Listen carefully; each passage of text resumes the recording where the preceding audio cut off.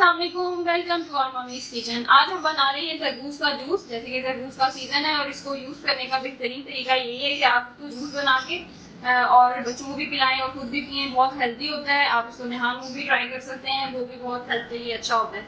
इसके लिए मैंने एक तरबूज लिया है बड़े साइज का, जिसका मैंने इसको हाफ लिया है। तो ये मेरे पास तकरीबन जूसर ब्लेंडर का जो जग होता है उसका वो फुल है। ठीक है जी, आपने ये लेना है और इसको जब आप ग्राइंड करेंगे तकरीबन 4 to 5 ग्लास बनेंगे हमारे पास जूस।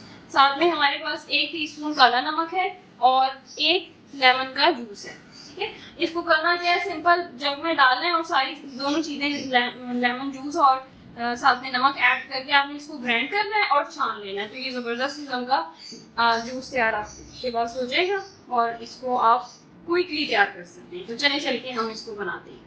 ये देखें, इसको हमने जग में फिल कर लिया है और बस अब हम इसके अंदर जूस डालेंगे, लेमन जूस।